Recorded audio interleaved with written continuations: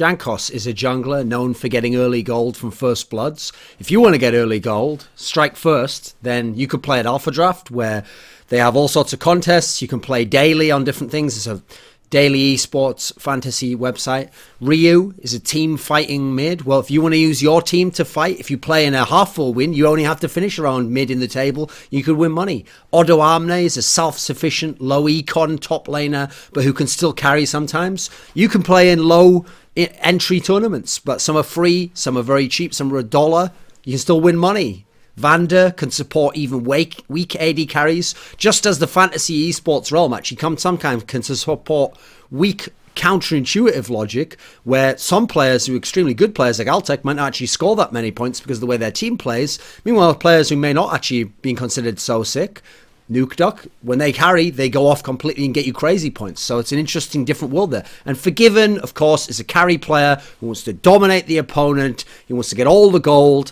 And very much I can relate to that, because if I play on AlphaDraft, I want to pick all the sick players, I want to destroy my opponents, and I want to get all the cash. So alphadraft.com, description box below.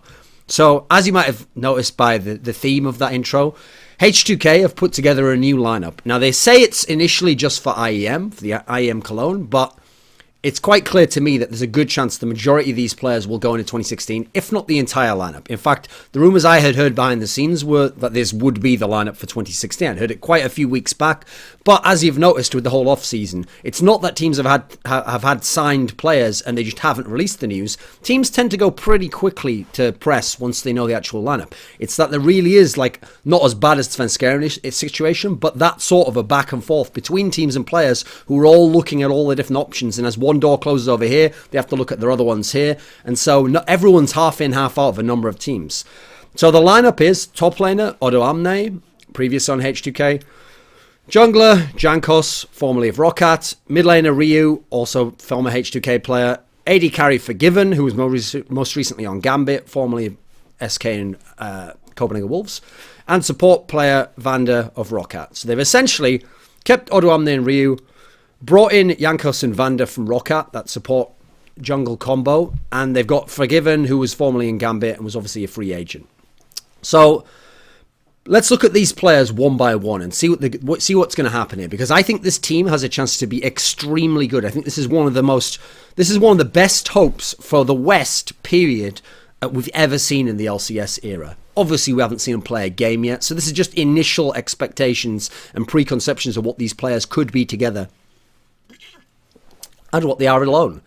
So let's start with Forgiven. You've got to start there, because this is the star of the team. If this team is going to make it to like a semi-finals of a Worlds or qualify for Worlds or win LCS, it's all going to start with Forgiven, because this is the guy where he has the mentality that he wants to be the best player in the world. He wants to be the best AD carry, to have all the attention, to smash lane every time, to get all the CS every time, to get 1v1 kills, to carry the team fight, to not die, because him staying alive at the end and keeping his gold lead intact is going to be what allows you to have a chance to win the game. And he's fantastic at all those aspects if you can support him in that way.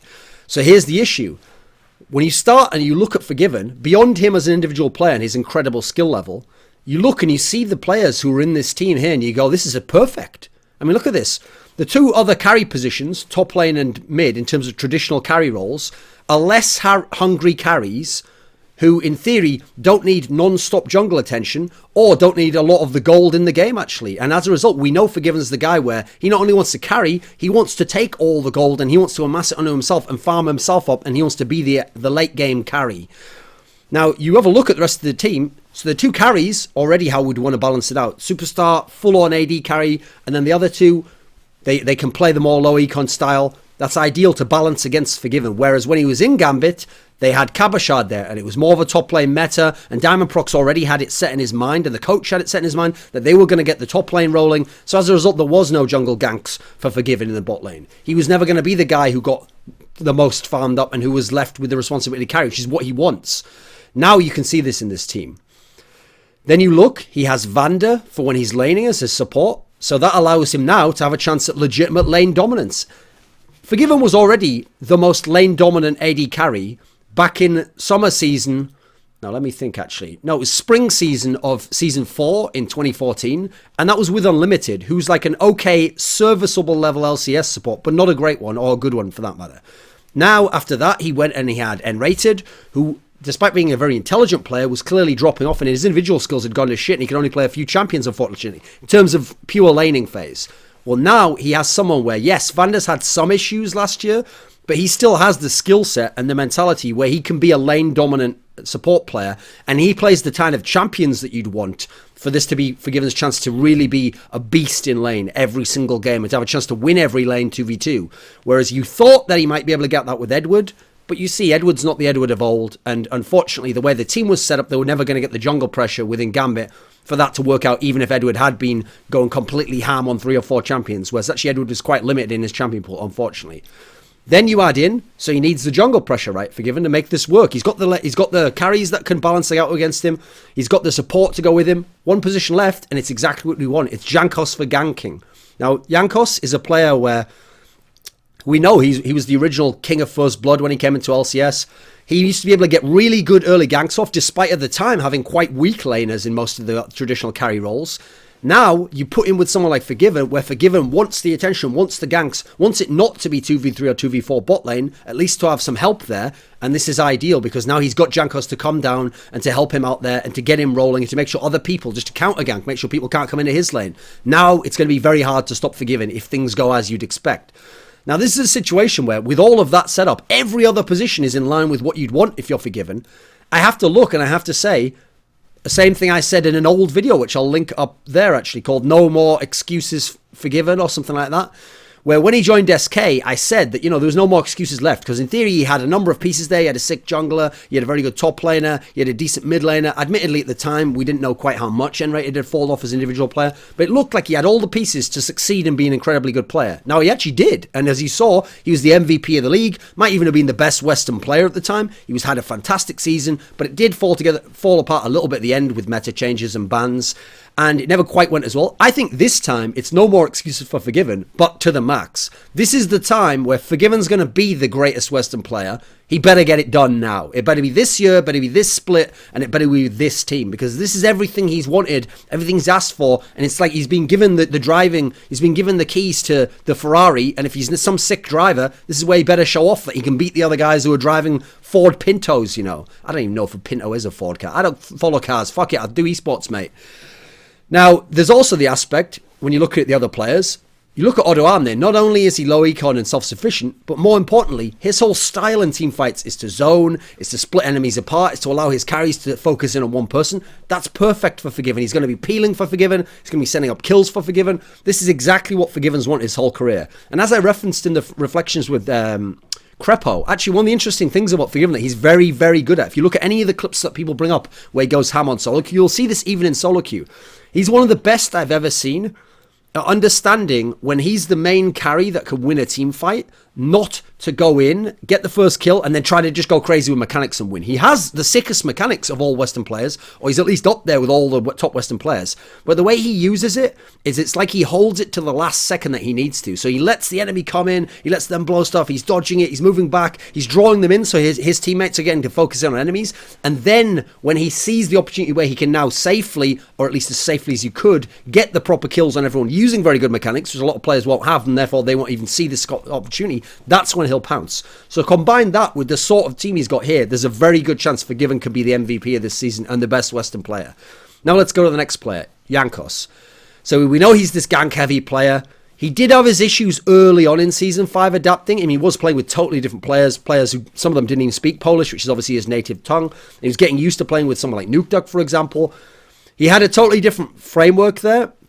But as the seasons went on, as Season 5 went on, he did improve again, and he became one of the top junglers again, and he showed proficiency on different champion pool. And he's someone where, I don't want to say that he'll be just like Season 4 again, because he was crazy good in Season 4, but he doesn't have to be. If he just puts pressure on, and he just protects his carries in terms of the top and mid, and definitely gives some pressure and most focus to Forgiven, potentially he can get carried in this team. That's what's great about this team for him. And so that means also, if he can be very effective, then he's someone who's going to benefit a lot from the other players around him. I mean, he's a player where I actually think that, I'll mention this later on when I talk about some of the other players. So for Vander now, the partner of Jankos. I wanted to say a tweet where I said that Jankos and Vander are like the Mata and Dandy of Europe. And what I meant by that was these are two players who are fantastic at their position relative to their region. They should stick together the whole time. They have great synergy together. They've played together for so long. They have an excellent and like natural chemistry in how they play off each other. And the roles that they play within the team are so excellent. That's the analogy I was drawing there. I'm obviously not saying they are. Therefore, that's why I said they are a metaphor for that. That's what analogy is for. So Jankos is a guy where, again, he doesn't have to do much there. But for Vander, obviously, here's the issues. He did have some issues in the old Roccat team. Now, I will say he's never played with, for what me, is a strong AD carry. He played with Selva, who was very much just a clean-up AD carry, who had 2 or 3 champions. He would never get them banned out because he wasted your bans elsewhere on the team. And as a result, he was free to just auto-attack people because Vander would keep him safe. He would use Thresh and champions like that to keep him safe, rather than to make plays and be aggressive and make 2v2 plays in lane. Then he had Wulai, a guy who had skills and who had the spunk, he had the zest to want to go in and attack people and have fights. His problem was he was too much that way. He was like a more extreme version of Doublelift almost. He would just go too crazy on stuff. Whereas if he played a bit more subdued, he had the skills where if you could have made Vander and Wulai into that Chauster and Doublelift sort of mentor mentality where you're willing to listen to their support, you feel like they could have gotten a lot more done there, but they didn't. And so as a result, Vander didn't look so great. He looked decent in some of the playoff games. But he's someone where one thing I think is key here is he's going to be with an extremely aggressive AD carry, a very skilled AD carry who wants to dominate the lane. Therefore, it's not like he's going to have to tell the AD carry to go forwards like he would in the past. Now he's with someone who wants to go forward, so just work with him, play your strong picks like your Thresh, etc. But more importantly, Vander should be a player, this is what I was going to mention on the Jankos thing, who should get a lot of freedom with his picks. So we know how good he is on champions like Thresh and the playmaking champions, where he's someone who should be getting his Morgana, his Thresh whenever he wants, because the freedom of who they're going to ban out in terms of picks, you'd expect it to go more to Forgiven and more to Jankos, because Forgiven's going to be the superstar carry player, and Jankos is a jungler, and if you have an aggressive jungler who's getting a lot of gank stuff, you notice jungle ganks often come in. That's often a position that people will routinely ban out in LCS. So that should leave someone like Vander with a lot more options to play the champions he wants to play. So this is ideal for him right now. Then you look at Odoamne, the top laner. Now the thing with Odoamne is, first and foremost, we've heard from Monty on some of the insight, he supposedly was the shot caller of the last H2k. Ideal. We need a shot caller in this team. It's probably not going to be Vander. We know it's not going to be Jankos. He's the ideal person to be the shot caller in this team. Obviously, Ryu can't do it because he's the mid laner, so despite his past doing shot calling, this is great. So we've got a shot caller here, and it's someone who plays with teleport and who plays tank, and so he's set up to understand the team focus and to be looking at the macro aspect more so anyway. He's not some tunnel visioned carry in the way that some of the other players are. So this is a good setup, I think. I don't know how good he will be, but I think it will be at least good above average or above average as a shot caller in this role. Now, as an individual player, he's a very self-sufficient player who can play with low econ, very low gold, without a whole lot of gank pressure. He can just play carries, he can play tanks, he can be a hybrid. He's very flexible, but you mainly want him on the tank on the tank end of the scale, basically. You want him to be zoning, you want him to be teleporting in and supporting his team, you want him to be separating apart the carries of the enemy team, you want him to be peeling for Forgiven. This is where he's going to be in his element. I think this is very good for him, actually, because when you think of him, he was one of the guys who was one of the original good tanks in Challenger who got into LCS. If you remember back when he was on, they were actually Cloud9, I think they were called Cloud9, was it Eclipse or Tempest? I think it was Eclipse, right? Was the European one? Let me think. I can't remember. So when he was on that team, he was the guy who introduced that Trundle pick, where he pretty much changed the whole meta in Europe in terms of what we were doing at the time. Where it was all the tank versus tank metas of Shyvana, Renekton, everything. I mean, that's not really a tank, but you know what I mean.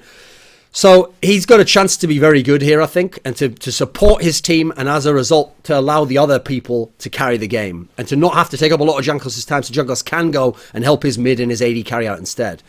Then you look beyond that, Ryu, the mid laner. Now, the great thing about Ryu is, I wondered how Ryu would adapt to Europe. I wasn't that surprised. I mean, I was a little bit shocked with how badly it went in Millennium, but I wasn't that surprised that he wasn't blowing people away like he was in Korea, because I knew a lot of what made him good was the way he played around his team, KT Bullets, but he was the shot caller, they all spoke Korean, and they were a very strategical team who'd played together a long time. The core of that team, 3 or 4 of the players, had been together for like 2 or 3 years.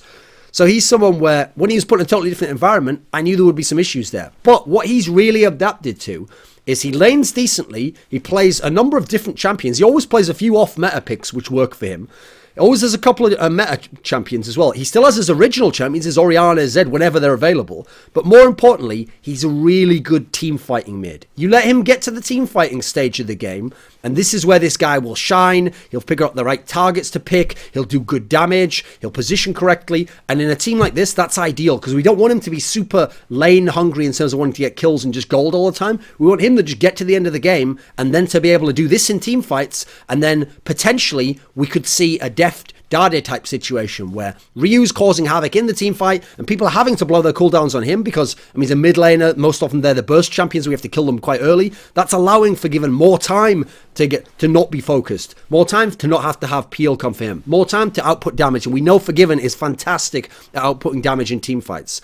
Then you got to look at now holistically. We've got all the team together now. So first and foremost, oh, and by the way, one other thing I forgot to mention. The other player I see as really benefiting from Forgiven and the overall team we've got here is Ryu. Because I also see it as, since I think most of the bans should be going towards Forgiven and Jankos, I see Ryu as another player along with Vander who'll get a lot more freedom on picks. He's already got a decently wide champion pool in every split. So now he's got more freedom on what he picks because they're not going to be directly banning stuff out. And he's not going to be the main threat. So you're not going to put all your focus on him. Because if you do, remember, if at any point in time what I've just said is wrong and they focus all the picks onto other players, now Forgiven and other players are free to play their best champion and to dominate the game. And that's going to be where it's most dangerous if you let Forgiven and Jankos have their best picks. That's not what you want to do.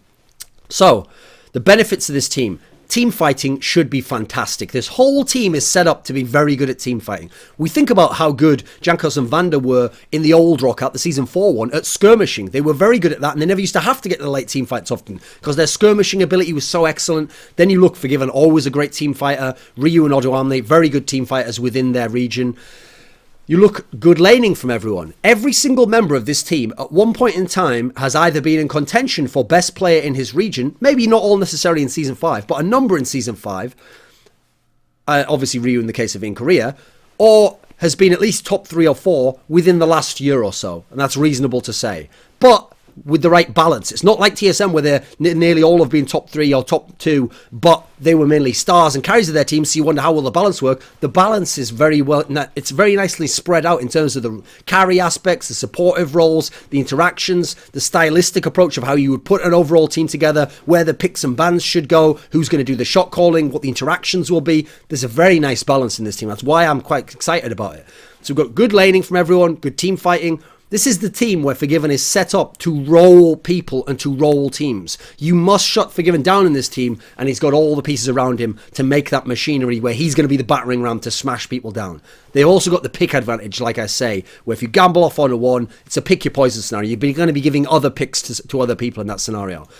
Now, what are the big issues of this team? Well, the biggest issue is their biggest strength, Forgiven. We know there's issues in a number of the teams he's been in terms of certain players he doesn't get along with, or he doesn't respect players who don't try hard enough or put enough effort into practice. That's something that could potentially be an issue.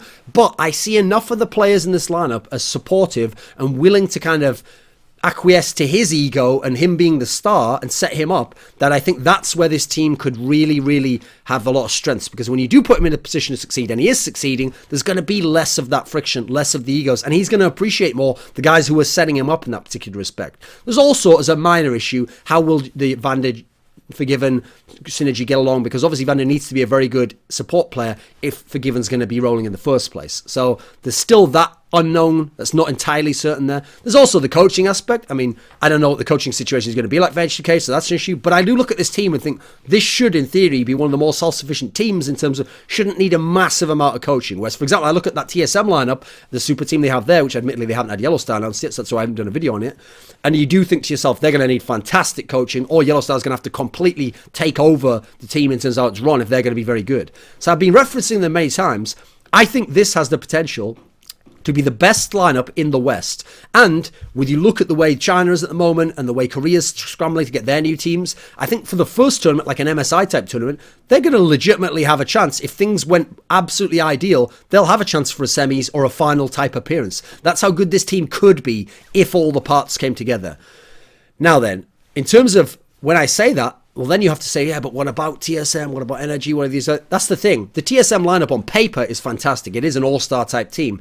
But It's balancing up the styles and the egos and the carry roles in that team. And some of the players who are going to have to play more supportive roles at times haven't done it in the past. So that's where there's more question marks for a TSM team. Whereas this team, I see the balance as being very, very good. So I think this team has the potential to be a super team. I think it is a super team. I think it's very exciting going forwards. It'll be a team I definitely look forward to watching, not least because of the vehicle it can be for Forgiven, to see if he really does have this potential, this destiny to be the best Western player, to be one of the best players in the world, to potentially be the best AD carry in the world. Who knows if this is possible? We will certainly find out this year. I'm quite sure of that.